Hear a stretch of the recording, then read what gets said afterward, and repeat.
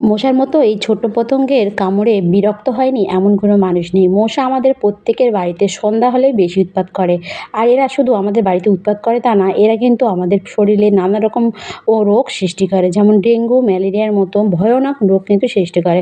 তো এই মশার কামড় থেকে রক্ষা পাওয়ার জন্য আমরা হয়তো বাজারজাত নানা রকম অয়েল, কয়েল, লিকুইড কিন্তু আমাদের বাড়িতে ইউজ করে থাকি।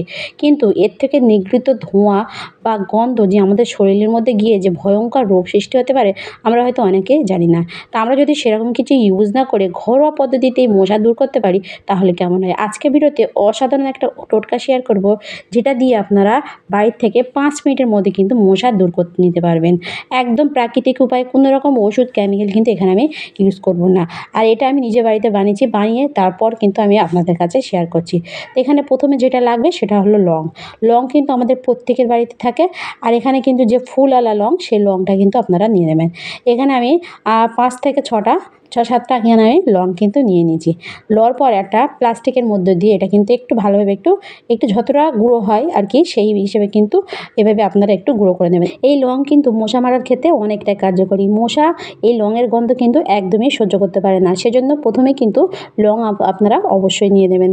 নিয়ে লংটা এভাবে একটু ভালোভাবে একটু গুঁড়ো করার পর আপনারা কী করবেন, হাত দিয়ে একটু ছোটো ছোটো করে এভাবে পিস করে নেবেন। কেননা এটা আপনারা যতই মারুন না কেন, এটা কিন্তু মারলে কিন্তু সেরকমভাবে গুঁড়ো হবে না। সেই জন্য আপনারা কী করবেন, হাত দিয়ে একটু ছোটো ছোটো করে টুকরো করে নেবেন। নেওয়ার পর আপনারা নিয়ে নেবেন 2টো ন্যাপথলিন। ন্যাপথলিন কিন্তু আমাদের প্রত্যেকের বাড়িতে থাকে। এই ন্যাপথলিন আমরা আমাদের প্রত্যেকের বাড়িতে জামা কাপড়ের একটা বাজে দুর্গন্ধ দূর করার জন্য বা জামা কাপড় যাতে পোকায় না কাটে, কিন্তু তার জন্য ইউজ করে থাকি। ন্যাপথলিন কিন্তু পোকামাকড় মারার ক্ষেত্রে অনেকটাই কার্যকরী। সেজন্য এখানে আমি কিন্তু 2টো বড় বড় সাইজের ন্যাপথলিন নিয়ে একটু গুঁড়ো করে নিয়েছি। তো এইভাবে আপনারা একটু পাউডারের মতো করে একটু গুঁড়ো করে নেবেন। নেওয়ার পর এই ন্যাপথলিনের গুঁড়োটা আপনারা কী করবেন, এই লংয়ের গুঁড়োর সঙ্গে এভাবে দিয়ে দেবেন। দিয়ে একটু ভালোভাবে একটু মিশিয়ে দেবেন। তো দেখুন আমি কীভাবে মেশাচ্ছি। এভাবে মিশিয়ে নেওয়ার পর আপনারা কী করবেন, নিয়ে নেবেন একটা স্টিলের বাটি। তো এভাবে একটা ছোট্ট বাটি আপনারা যে জিনিসটা আপনারা এরকম স্টিলের জিনিস অনেকে দেখবেন বাড়িতে পড়ে থাকে, সেরকম একটা জিনিস নেবেন। মানে বাড়িতে সংসারের কাজে ইউজ হয় সেরকম কিন্তু নেবেন না। তো এভাবে আপনারা কী করবেন, আবার যেহেতু এটা কিন্তু আমার সংসারের কোনো কাজে ইউজ আমি করি না, সেজন্য কিন্তু আমি এই স্টিলের বাটিটা নিয়ে নিয়েছি। নেওয়ার পর আপনারা কী করবেন, নিয়ে নেবেন 4 কোয়া রসুন। রসুন কিন্তু আমাদের প্রত্যেকের বাড়িতে থাকে। আর রসুনের উগ্র গন্ধ বিশেষ করে মশা, আরশোলাও কিন্তু সহ্য করতে পারে না। তো এখানে আমি মশা মারার জন্য কিন্তু ইউজ করছি। তো এখানে আপনারা কী করবেন, 4 কোয়া রসুন নিয়ে একটু খোলা শুদ্ধই কিন্তু এভাবে একটু থেঁতিয়ে নেবেন। ভালোভাবে একটু থেঁতিয়ে, ভালোভাবে পেস্ট না করলে হবে, কিন্তু এভাবে আপনারা একটু থেঁতিয়ে নেবেন। থেঁতিয়ে নেওয়ার পর আপনারা এই 3টে জিনিস দেওয়ার পর এতে আপনারা দিয়ে দেবেন আরেকটা জিনিস, সেটা হলো নিমের তেল। নিমের তেল কিন্তু আমাদের অনেকের বাড়িতে থাকে, অনেকের বাড়িতে কিন্তু থাকে না। তাই এখানে কিন্তু আমি 1 চামচের মতো নিমের তেল দিয়ে দিয়েছি। আর যাদের বাড়িতে নিমের তেল নেই, তারা কিন্তু কাঁচা নিম পাতাও এখানে কিন্তু আপনারা কিছু একটু অল্প একটু মানে থেঁতিয়ে এতে কিন্তু দিয়ে দিতে পারেন। দিয়ে এভাবে আপনারা কী করবেন, সব কটা জিনিস এভাবে ভালোভাবে একটু প্রথমে মিশিয়ে নেবেন। এভাবে মিশিয়ে নেওয়ার পর এতে আপনারা লাস্ট যে জিনিসটা দেবেন সেটা হলো সরিষার তেল। সরিষার তেল বা তিলের তেল, যে কোনো তেল কিন্তু এখানে আপনাদের দিতে হবে। এখানে কিন্তু কোনো রকম নারিকেল তেল দিলে হবে না। তো এখানে আপনারা কী করবেন, অবশ্যই সরিষার তেল দিয়ে দেবেন।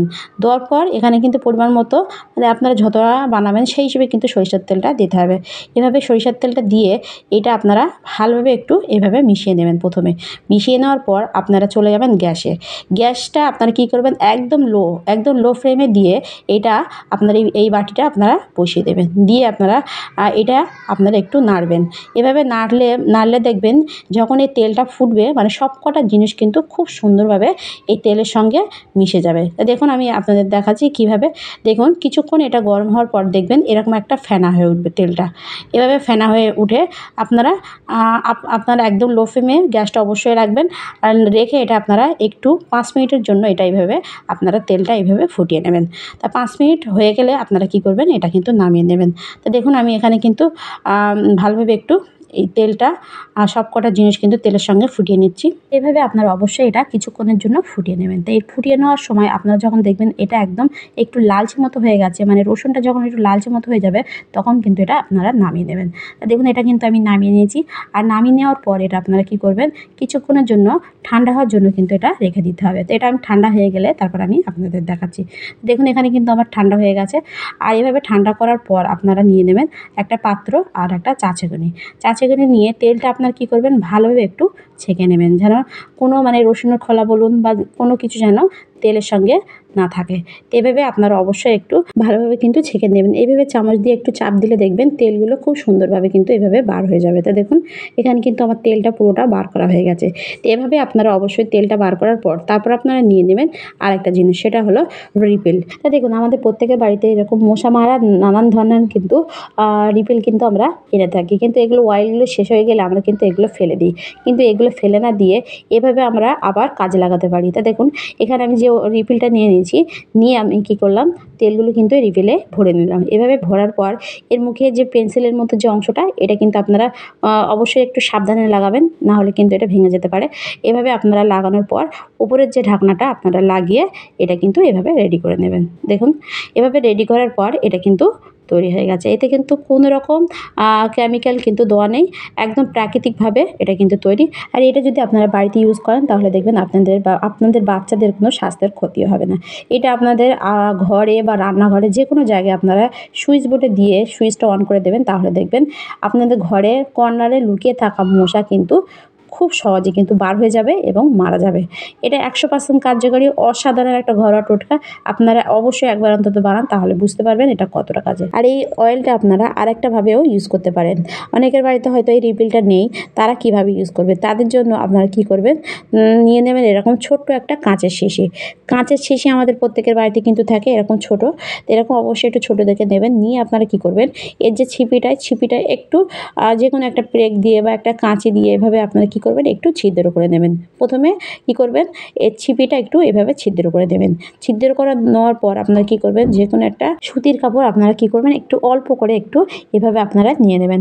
এভাবে আপনারা সুতির কাপড়ও নিতে পারেন বা তুলো আপনারা কিন্তু নিয়ে নিতে পারেন। এভাবে নিয়ে আপনারা হাত দিয়ে একটু সলতে মতো আপনারা কী করবেন, পাকিয়ে নেবেন। নিয়ে এভাবে ছিদ্রের মধ্যে দিয়ে ঢুকিয়ে এটা এভাবে সেটিং করে নেবেন।